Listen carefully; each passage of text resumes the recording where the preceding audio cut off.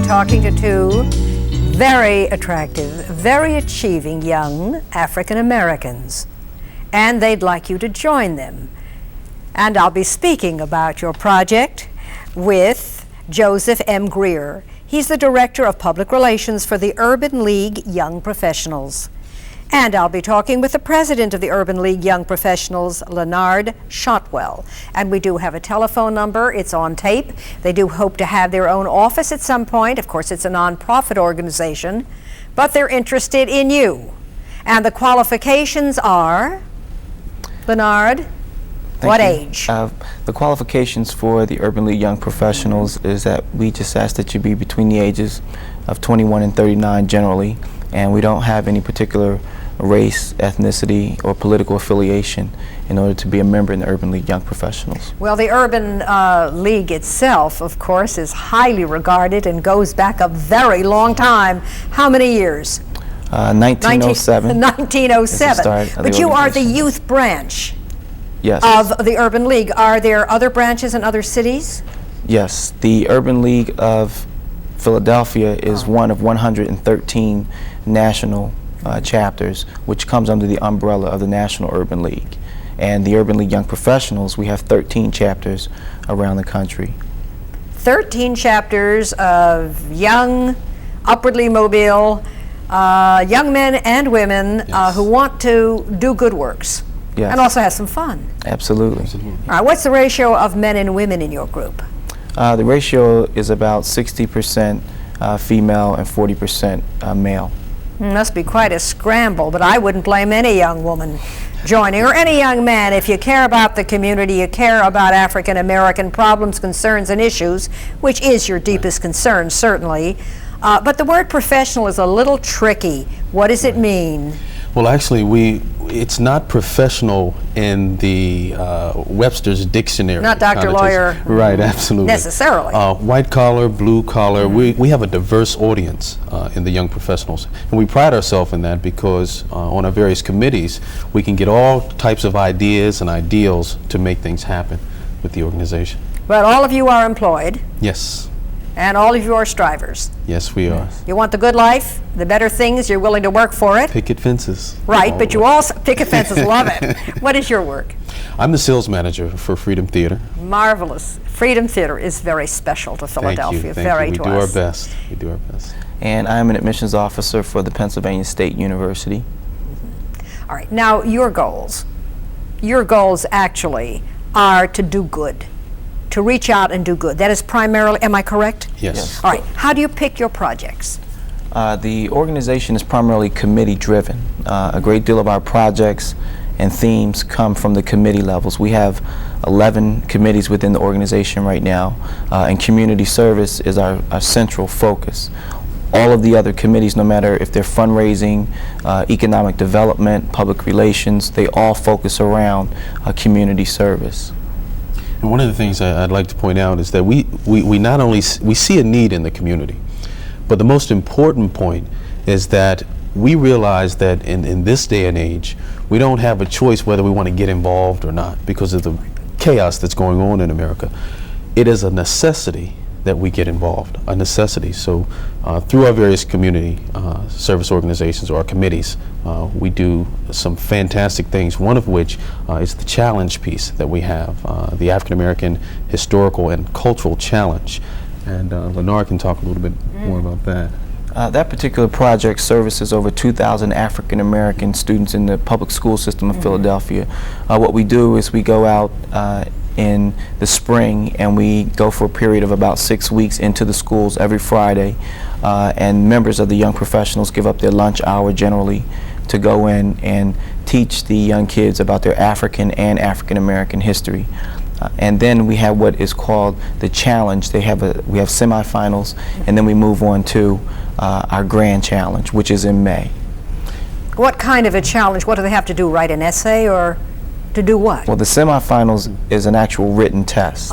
We have 3 teams in every school. We usually pick 3 elementary schools in Philadelphia, and within each of the schools we have 3 teams. Those teams move on to the semifinals, and that's where we have the written examination. The team that emerges in each school as a top team moves on to the finals. What are the themes of these essays? They range from entertainment, community service, but particularly African American male and females from a historical perspective who have made significant contributions to society at large. I tell you another thing to share the story with you. About 2 years ago, we had the opportunity to go to one of the schools, and I had the opportunity to teach, I guess, a third grade class. And we went through, I sort of make it fun. I'm into what's called edutainment. You know, we did a rap and we learned about the history. And Well, we talked Freedom about, Theater would certainly present it that way. right down my alley, huh? You're showbiz. Yes. So after the class was over and the lunch bell rang and the children were all lined up getting ready to go out to lunch, a young little girl came back just on her own, gave me a big hug and a kiss, and she said, "Mr. Grier, it was great having you. I had a lot of fun. I learned a lot. Would you come back again?" And I promised her that I would come back again. And let me tell you, during nothing, no amount of money, no certificate of merit could have replaced that moment. It would have brought tears to your eyes. And that's another reason why we're in there. We want children, particularly children of color, to see adults of color, professionals of color, that are achieving, that grew up in their same neighborhoods, that don't sell dope, don't do crack. We're not Michael Jordan. We don't make that kind of money, but we do great things in and outside of the community and in our own lives, and we want them to see that. You talk about yourself, how you began, where you went, what you're doing, how you care about the community, that your whole job. Is that what you do? Is it personal when you talk to them, or are you telling them about the lives of other achievers, famous achievers? Well, I can't speak for the entire organization. Oh, you have choices. Yeah. For me, it gets, aside from the historical perspective, for me it's personal because I want particularly little African American boys to see me in my suit and my tie, to hear that I say this, that, these, and those, that I speak articulately, that my presence is respected, and they learn a different route. They learn that there's an alternative to playing sports. Although sports is great, I played football for 14 years, but everybody's not going to be a professional football player. Yes, So, the myth, the hope, the dream. For the average kid who has nothing is, I can make it big in sports. I can be the basketball player. I can be this. I can be that. And in truth, very, very few are taken. These are the superhumans, these super remarkable athletes. But it, of course, is the dream, but there's so many other directions in which to go. I was going to ask you, when you go in, how do you dress? But you dress the way you dress now. professional, yes. Suit, tie. Generally, that's the way we dress, to have a certain image, to let young kids know that we are from the neighborhoods. I grew up in North Philadelphia on Mayfield Street near 24th and Clearfield, and I went to the public school system, so I'm a product of the public school system. But to be able to share those personal experiences and say to them that you can go on and achieve, but at the same time come back and give back to the community, that's what's extremely significant. The pity of it is, when the neighborhoods that were prosperous and the manufacturing went, they started to collapse. People didn't have work. And they started the decay. And the decay has simply gotten worse. And then with the inroads of the drug trade, and you come back and you were saying, I'm making it out there. I'm making a decent living. I have a real future, and I'm not going to desert. Now, you don't live there. No, nobody's arguing that you don't have to live there. You've gotten better than that, but you're not giving up. Absolutely. And that's what you really are saying to them. Take a look at me, because I'm here. Right. And you can pick my brain, and we can, and you keep in touch. Right. Do you go back? And not just seasonally now. No, that's what I mean. Do you Oh, go you're right. back? How often do you go back to speak to these kids? Oh wow! Every chance we get, and not just our organization is made up of so many diverse individuals. We do things on a collective base, but we also do things outside of the Urban League Young Professionals also, as Urban League Young Professional individuals. I go out sometimes, I'm still kind of young, not that young, but still kind of young. And I go out and I play basketball with the young guys. I talk about their direction and where they want to go. LeNard does a little tennis himself. So we go out and we're consistently active, and that word is very important, consistency. If they see you every fall and don't see you for another 2 years, That's no good. Absolutely. That doesn't mean it, they don't believe you. Yes. They probably don't believe you when they first see you, when you first It takes open some your time. mouth. There's a big distance between you and between these kids. It is. who are nowhere, most of them nowhere, with very few prospects of anything. But you know what? There was a big difference between LeNard and myself and the professionals 20, 30 some odd years ago. What happens is the professionals have to take the responsibility, seize the moment, and build the bridge. You're saying they largely left, they achieved, they moved out, they moved away, they did very well. You're concerned, but there are a few organizations, generally of older men.